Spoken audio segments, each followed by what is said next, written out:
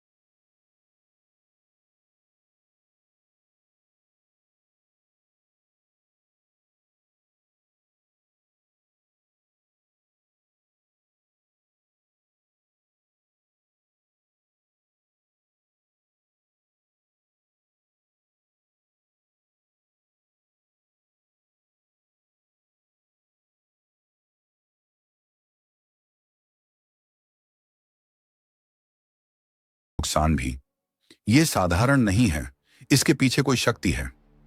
यहीं से शक्ति की भावना और मजबूत हुई। रातें लंबी होती थीं, अंधेरा घना और भयावह, क्योंकि अंधेरे में सबसे बड़ा डर होता है। जो दिखाई नहीं देता वही सबसे भयानक होता है। तब इंसान को लगा अंधेरे में एक अदृश्य शक्ति घूमती है जो कभी भी हमला कर सकती है। इसलिए वो चांद को देखता था और मानता था कि चांद रक्षक है जो रात भर उसकी रक्षा करता है। और अगली सुबह सूरज फिर से उगता था। यह दृश्य हर दिन दोहराया जाता था।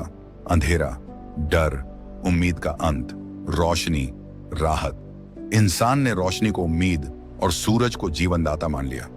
तब से सूर्य को भगवान का दर्जा मिला। सूर्य देता है रोशनी, ऊर्जा, गर्मी, फसलों की वृद्धि, जानवरों और इंसानों को जीवन इंसान समझ गया। सूरज है, जीवन है, सूरज नहीं है, जीवन नहीं है। इसीलिए सबसे पहला प्रार्थना भाव सूर्य के सामने झुकने से शुरू हुआ।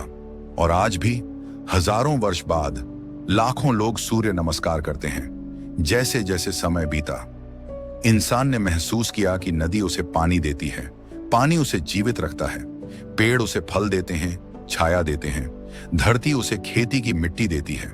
धीरे धीरे उसके भीतर भाव उभरा, जो मुझे जीवन देता है, जो मुझे बचाता है, उसका सम्मान करना चाहिए। यही सम्मान पूजा में बदल गया। पहले नदियां, पहाड़, पेड़, आकाश, धरती, हवा, सूरज सब देव बन गए। इन्हें कहते हैं प्रकृति पूजा, जो आज भी सनातन धर्म की जड़ है।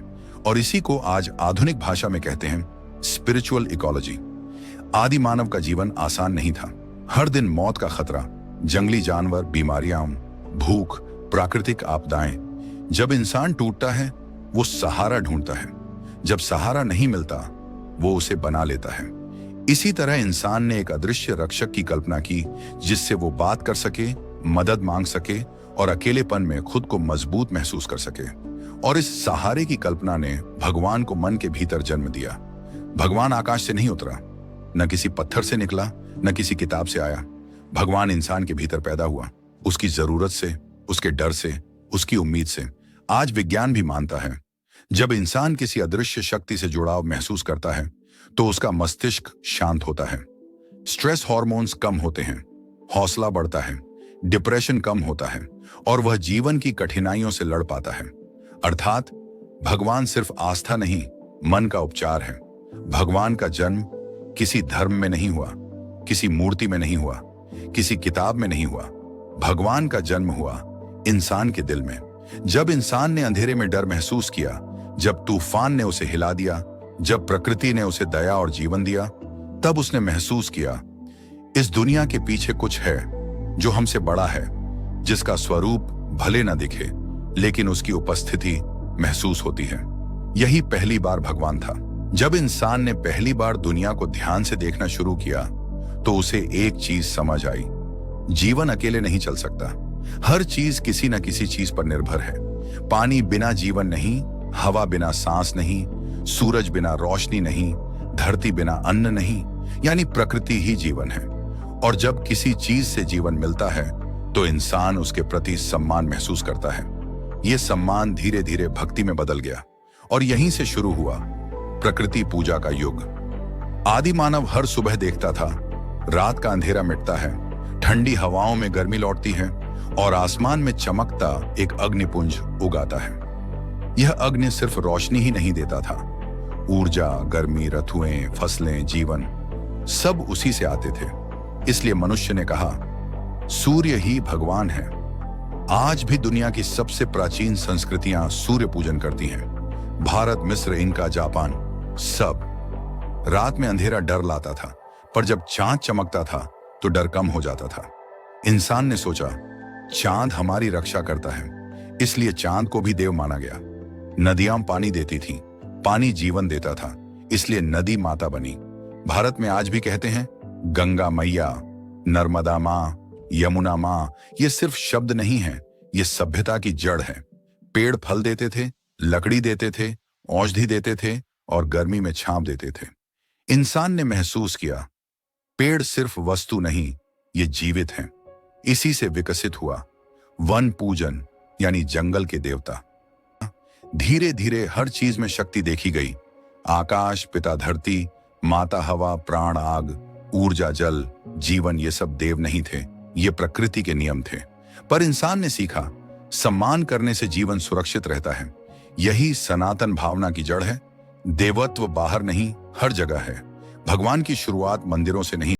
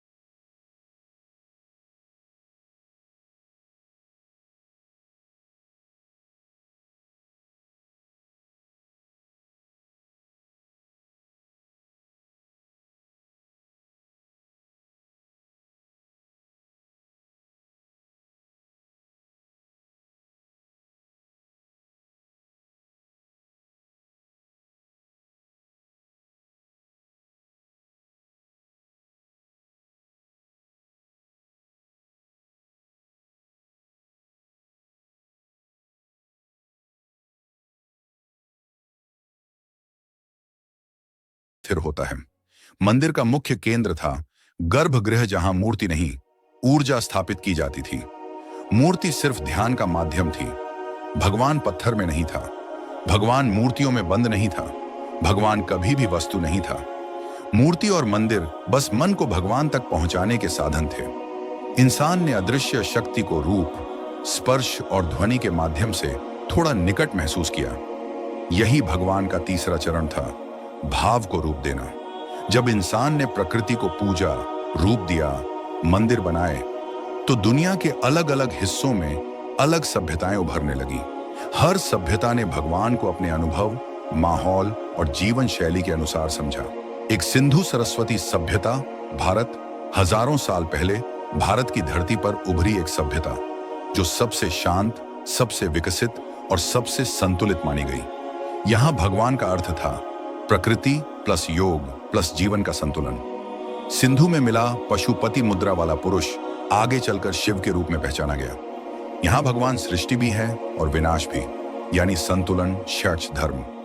दो मिस्र, इजिप्ट। मिस्र में भगवान आकाश और मृत्यु से जुड़ा था। यहां के लोग मानते थे आत्मा मरती नहीं, रूप बदलती है। रा, सूर्यदेव, ओसिरिस, मृत्यु और पुनर्जन्म यहां के मुख्य देव थे। मिस्र में पिरामिड सिर्फ समाधियां नहीं, आत्मा पथ थे, जहां से आत्मा अगले जीवन की यात्रा करती थी। 3 मेसोपोटामिया, इराक, बेबीलोन, यहां भगवान को न्याय करने वाला माना गया। देवता, एनकी विज्ञान, उतु, सूर्य न्याय। लोग मानते थे भगवान देख रहा है। 4 यूनान, ग्रीस। यूनान में भगवान को मानव जैसा रूप दिया गया। ज्यूस, अपोलो, एथेना, ये देव भावनाओं वाले, निर्णय लेने वाले, व्यक्तित्व वाले थे। यहां भगवान स्वर्ग के राजा की तरह देखा गया। एक ही दुनिया, 4 सभ्यताएं, 4 नजरिए, पर मूल एक ही था। भगवान वह शक्ति है जो जीवन को संचालित करती है। धर्म कैसे बने? भगवान की समझ धीरे धीरे विकसित होती गई। पहले इंसान ने प्रकृति की पूजा की, फिर प्रतीकों और मूर्तियों के माध्यम से उस शक्ति को रूप दिया। लेकिन समय बीतने पर इंसान ने एक और चीज समझी, सिर्फ आस्था से समाज नहीं चलता, समाज को नियम चाहिए। और यहीं से धर्म की शुरुआत हुई। धर्म यानी जीवन को सही दिशा देने का मार्ग। आज हम धर्म सुनते ही मंदिर, मस्जिद, किताबें और पूजा पाठ सोचते हैं, लेकिन प्रारंभ में धर्म का अर्थ पूजा नहीं था।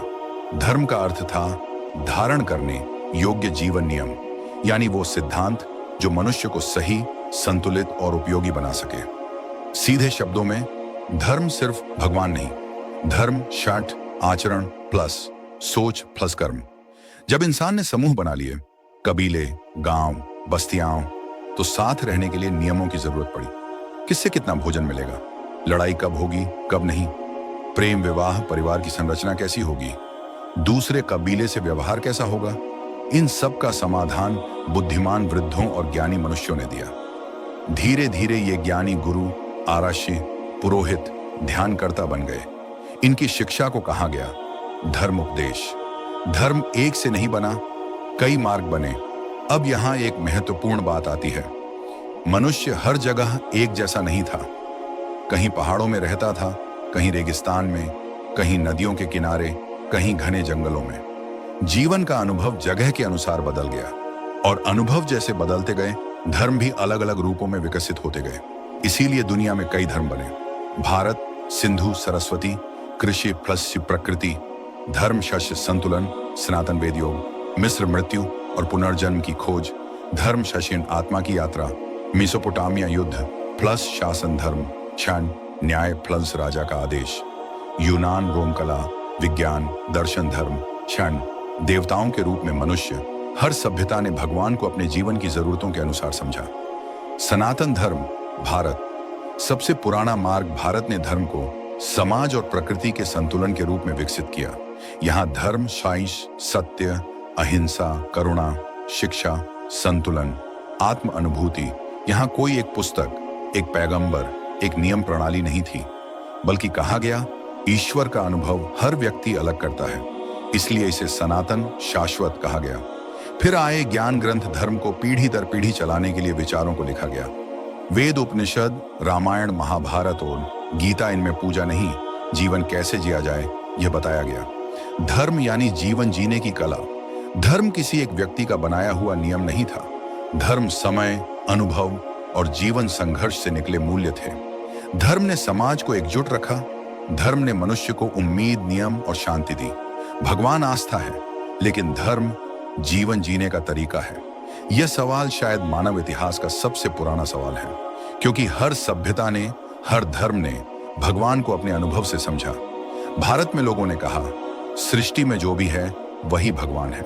इसीलिए यहां भगवान एक भी है और अनेक भी। एक क्योंकि ऊर्जा एक है, अनेक क्योंकि रूप अनगिनत है।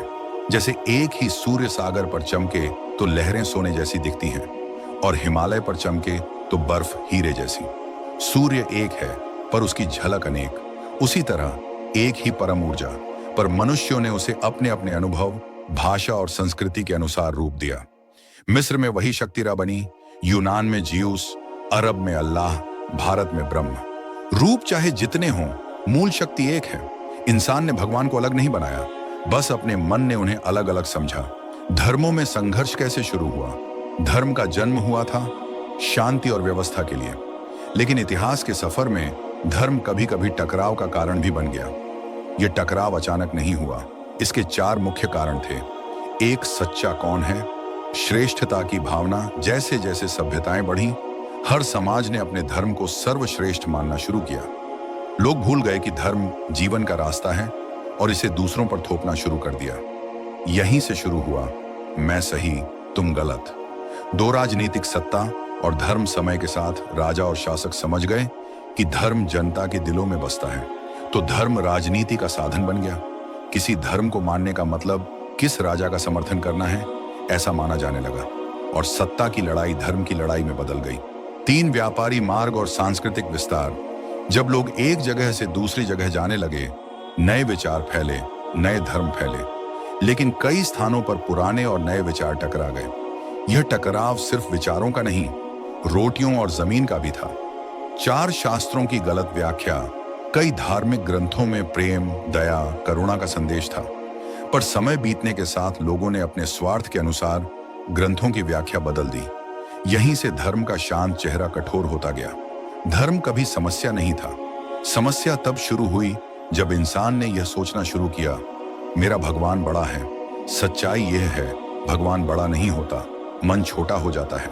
भगवान पृथ्वी पर अवतार लेते हैं। यह विचार कैसे आया? आइए भाई जानते। प्राचीन समय में इंसान प्रकृति से डरता था। बिजली, तूफान, भूकंप, रोग, युद्ध। उसे लगता था कि ईश्वर बहुत दूर है और इंसान बहुत छोटा। लेकिन जैसे जैसे मानव ने नैतिकता को समझा, एक विचार जन्मा, अगर भगवान सृष्टि चलाते हैं तो वे हमारी मदद करने क्यों नहीं आते? यहीं से उभरा अवतार का सिद्धांत। एक अच्छाई और बुराई का संघर्ष। दुनिया में हमेशा धर्म, नीति, सत्य, प्रेम और अधर्म, स्वार्थ, हिंसा, लालच के बीच संघर्ष रहा। जब अधर्म बढ़ता, समाज असंतुलित हो जाता। लोग मानते थे ऐसे समय में ईश्वर स्वयं जन्म लेते हैं ताकि संतुलन वापस लाया जा सके। भारत में इसे कहा गया यदा यदा ही धर्मस्य, यानी जब भी धर्म गिरता है भगवान अवतार लेते हैं। 2 अवतार मनुष्य रूप में क्यों? क्योंकि दर्द को वही समझ सकता है जिसने उसे महसूस किया हो। अगर ईश्वर मनुष्य की तरह जन्म लेते हैं, भोजन खाते हैं, दोस्त बनाते हैं, दुख सुख अनुभव करते हैं, तो इंसान उनसे जुड़ पाता है, सीख पाता है। इसलिए कृष्ण, राम, बुद्ध, यीशु, इन सभी कथाओं में भगवान मनुष्य रूप से गुजरते हैं, लड़ते हैं, सीखते हैं, सिखाते हैं। ये कहानियां सिर्फ चमत्कार नहीं, जीवन जीने के तरीके हैं।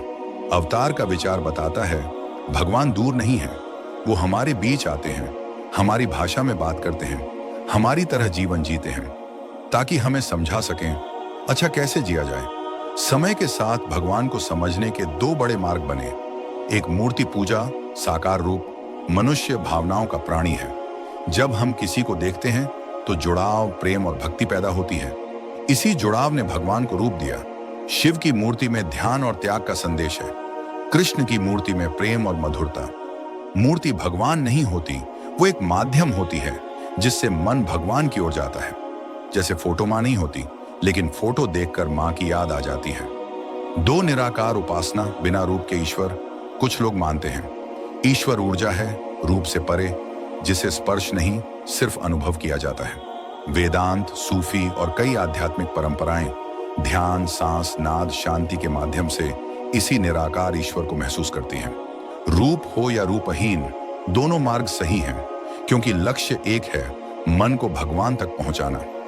आज की दुनिया में दो शब्द सबसे ज्यादा टकराते हुए दिखते हैं, विज्ञान और भगवान। कुछ लोग कहते हैं कि विज्ञान ने सब साबित कर दिया है, अब भगवान की जरूरत नहीं। तो कुछ कहते हैं विज्ञान आगे बढ़ता है, लेकिन अंतिम सत्य भगवान ही है। सवाल यह नहीं है कि दोनों में कौन सही है, सवाल यह है क्या ये दोनों सच में एक दूसरे के विरोधी हैं? अगर ध्यान से देखें तो दोनों एक ही सच तक पहुंचने के दो मार्ग हैं। एक विज्ञान क्या कहता है? विज्ञान सवाल पूछता है, कैसे? ब्रह्मांड कैसे बना? धरती कैसे बनी? कोशिका कैसे काम करती है? सितारे क्यों चमकते हैं? विज्ञान अनुभव और प्रयोग पर आधारित है। वो कहता है जो देखा जा सकता है, मापा जा सकता है और दोहराया जा सकता है, वही सत्य है। इसलिए विज्ञान पदार्थ, ऊर्जा, नियम, गति को समझता है। उदाहरण, न्यूटन ने कहा प्रकृति नियमों से चलती है। आइंस्टाइन ने कहा ऊर्जा और पदार्थ एक ही हैं। क्वांटम भौतिकी ने कहा ब्रह्मांड सिर्फ पदार्थ नहीं बल्कि कंपन और तरंग है। विज्ञान ने यह भी पाया सब कुछ एक अदृश्य ऊर्जा से जुड़ा है। दो भगवान क्या कहता है? धर्म और आध्यात्मिकता पूछते हैं क्यों? हम यहां क्यों हैं? जीवन का अर्थ क्या है? मरने के बाद क्या होता है? मनुष्य में प्रेम और करुणा क्यों है? धर्म अनुभव, चेतना और आत्मा को समझता है। वेद कहते हैं सब कुछ ब्रह्म है, एवरीथिंग इज वन। गीता कहती है ऊर्जा न जन्म लेती है न मरती है। सूफी कहते हैं ईश्वर दिल की धड़कन में है। बाइबल कहती है गॉड इज स्पिरिट। धर्म कहता है जो दिखता है वो अंतिम सत्य नहीं, अंतिम सत्य अनुभव है। जब विज्ञान और आध्यात्म एक ही बात बोलते हैं, क्वांटम भौतिकी में एक सिद्धांत है, ऑब्जर्वर इफेक्ट, जो कहता है दुनिया वैसी बनती है जैसा देखने वाला मन उसे देखना चाहता है। वही बात वेद 5000 साल पहले कह चुके थे, यथा भावं तत् भवति। मन जैसा विश्वास करेगा वैसा ही संसार अनुभव होगा। विज्ञान कहता है सब कुछ वाइब्रेशन है। धर्म कहता है नाद ही सृष्टि की जड़ है। विज्ञान कहता है ऊर्जा नष्ट नहीं होती। धर्म कहता है आत्मा अमर है। विज्ञान कहता है ब्रह्मांड अनंत है। धर्म कहता है ब्रह्म अनंत है। दोनों एक ही सत्य के दो अलग शब्द हैं। टकराव भगवान और विज्ञान के बीच नहीं बल्कि इंसान की समझ के बीच हुआ। जब धर्म को अंधविश्वास बना दिया गया, जब प्रश्न पूछना पाप मान लिया गया, जब ज्ञान पर ताले लगा दिए गए, तभी विज्ञान ने विद्रोह किया। और जब विज्ञान ने भावनाओं, आत्मा, अनुभव को नजरअंदाज किया और मनुष्य को सिर्फ मशीन मान लिया, तभी मन खाली महसूस हुआ, अकेला हो गया। धर्म ने आत्मा को समझा, विज्ञान ने शरीर और ब्रह्मांड को। दोनों अधूरे थे, अकेले। भगवान विश्वास है, विज्ञान खोज है। भगवान कहता है अपने भीतर देखो, विज्ञान कहता है बाहर दुनिया में देखो। अगर दोनों को जोड़ा जाए तो इंसान को पूर्ण सत्य मिलेगा। विज्ञान बताएगा कैसे जीना है, धर्म बताएगा क्यों जीना है। विज्ञान बिना धर्म के शरीर है पर आत्मा नहीं। धर्म बिना विज्ञान के भी आस्था है पर प्रमाण नहीं। भगवान और विज्ञान दुश्मन नहीं, सहयात्री हैं।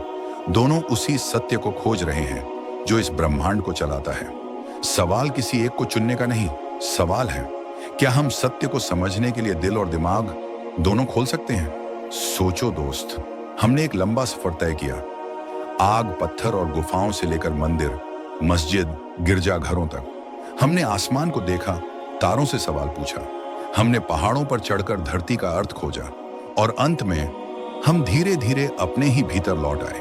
क्योंकि सच्चाई यही है, भगवान कहीं बाहर नहीं, वो हमारी सांसों के बीच बैठा है, हमारे प्रेम में, हमारी सच्चाई में, हमारी करुणा में। अगर जिंदगी में कभी अंधेरा लगे, कभी लगे कि रास्ता खत्म हो गया, कभी कोई अपना छोड़ जाए, तो बस एक बात याद रखना, वो शक्ति जिससे यह ब्रह्मांड चल रहा है, वो शक्ति तुम्हारे अंदर भी जल रही है। हम अलग धर्मों के नहीं, एक ही रोशनी के टुकड़े हैं। और हाँ, अगर इस सफर में तुम्हें एक लम्हे के लिए भी खुद से जुड़ाव महसूस हुआ, तो अगली यात्रा में फिर मिलते हैं। इस चैनल पर हम कहानियों में सच की तलाश करते हैं, आवाज में इतिहास को जगाते हैं और शब्दों में पहचानों के बीच पुल बनाते हैं। अगली वीडियो में हम एक और रहस्य खोलेंगे, एक और सच की परत हटाएंगे, क्योंकि सफर अभी खत्म नहीं हुआ, ये तो बस शुरुआत है। मैं था आपका दोस्त मिस्ट्री मंत्रा। फिर मिलेंगे एक नई खोज के साथ। तब तक सांसों में शांति रखना। नमस्कार।